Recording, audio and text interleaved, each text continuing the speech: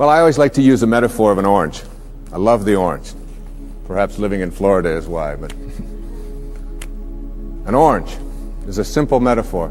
You take this orange and you squeeze it as hard as you can squeeze it, and you ask yourself, what will come out? And what comes out when you squeeze an orange? Orange juice. Never, no matter how many times you squeeze it, will apple juice come out. There's no mistakes. You'll never get grapefruit juice out of this thing, ever. The only thing you'll ever get out of it is orange juice. And the next question is why? Why when you squeeze an orange as hard as you can squeeze it, does orange juice come out? And I asked that question up in Toronto one time. There's a little girl sitting right in the front row. She said, that's dumb. She said, that's what's inside. It has to come out. I said, well, that's the answer. You are really smart. And she smiled. She thought that was great. But that's the truth. The reason that orange juice comes out when you squeeze it is because that's what's inside. Now you extend the metaphor and someone squeezes you. That is, someone says something about you that you don't like. Someone behaves towards you in a way that you find offensive. Somebody does something or says something to you that you feel hurt by. And out of you comes anger, hatred, bitterness, tension, fear, anxiety, stress. And immediately you say, the reason that comes out of me is because of how he said it, or the way that she said that, or because they did that. But the truth is, the reality is, that what comes out is what's inside. And if you don't like what's inside, you can change it. Now, if you ask me, how does orange juice get inside of an orange? I would say, I don't know. I can't figure it out. That's a mystery to me. I just enjoy the oranges of my life and give God the credit for that. There's a wonderful poem. I'd like to share this poem with you. It's written by a wonderful woman. Her name is Valerie Cox. And she lives up in Seattle, and she's written quite a bit of poetry. This particular poem really speaks to me to the difference between what you know and what you believe in. Immerse yourself in these words. A woman was waiting at an airport one night with several long hours before her flight. She hunted for a book in the airport shop, bought a bag of cookies, and found a place to drop. She was engrossed in her book, but happened to see that the man beside her, as bold as could be, grabbed a cookie or two from the bag between, which she tried to ignore to avoid a scene. She munched cookies and watched the clock as this gutsy cookie thief diminished her stock. She was getting more irritated as the minutes ticked by, thinking, if I wasn't so nice, I'd blacken his eye.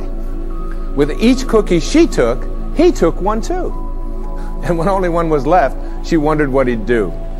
With a smile on his face and a nervous laugh, he took the last cookie and broke it in half. He offered her half as he ate the other. She snatched it from him and thought, oh, brother, this guy has some nerve, and he's also rude. Why, he didn't even show any gratitude. She had never known when she had been so galled, and sighed with relief when her flight was called. She gathered her belongings and headed to the gate, refusing to look back at the thieving ingrate. She boarded the plane and sank in her seat, then sought her book, which was almost complete. As she reached in her baggage, she gasped with surprise. There was her bag of cookies in front of her eyes. I love that. I love that. If mine are here, she moaned with despair, then the others were his, and he tried to share. Too late to apologize, she realized with grief that she was the rude one, the ingrate, the thief.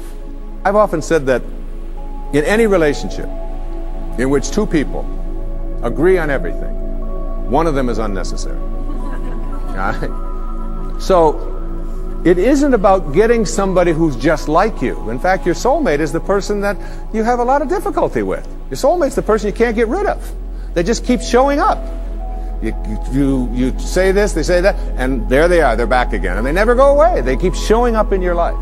And everybody has these people. These are our greatest teachers, because anybody in your life who can push a button and send you into a frenzy is the person who's your greatest teacher.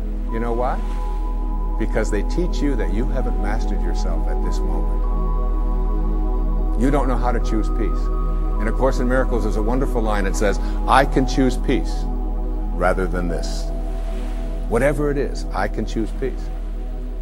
My soulmate, my wife, is one of my soulmates. I mean, she knows how to push those buttons. She's really good at it.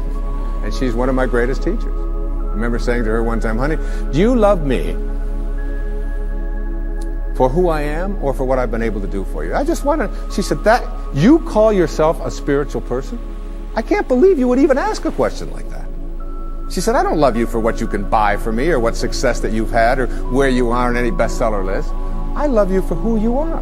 And I will always love you. I said, well, I was just asking. I said, what if I was just Joe Sixpack? You know, and I was just bringing home, you know, a meager salary and so on. She said, I will always love you for who you are. She said, I would miss you. But I would always love you. She knows. She's got that. And all of us have soulmates. My daughter Serena, who's just turned 13, my teeny bopper. She came home from school one day. She said, there's a rumor in our school. She saw somebody had seen me on television that you actually wrote a book about how to raise children.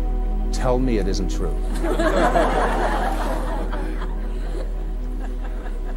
I said, honey, you can come and hear me speak. Would you like to come and hear me speak? I said, people actually pay to hear me speak.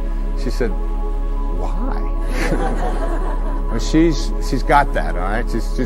But her soulmate is her sister Summer, who is now almost 15. But when Serena was 12 and Summer was 14, my wife was away working on a book of hers, and I was taking care of everything at home while she was working on her book about a spiritual approach to childbirth and infancy care. And she's as qualified as anybody to write about that, I can tell you. And I was making breakfast. I was making waffles for them in the morning at the toaster. And she mixes all this stuff up. It's a lot easier to just put them in. And Summer and Serena were sitting at the back table in the kitchen. And I heard Summer say to Serena, out of nowhere, about 6:30 in the morning, if you didn't have any feet, would you wear shoes? And I turned around, I said, where is this going? And Serena went, that's ridiculous. What do you mean if I didn't have any feet, would I wear shoes? She said, of course not. Summer said to her, then why are you wearing that bra? Everybody's got a soulmate. Stormed out of the room. And it was all. But it isn't the people who agree with us. It isn't the people who tell us the right thing. It isn't the people who always find us, you know, just perfectly smelling good and so on. There is an element of understanding that everybody who shows up in our life has something to teach us.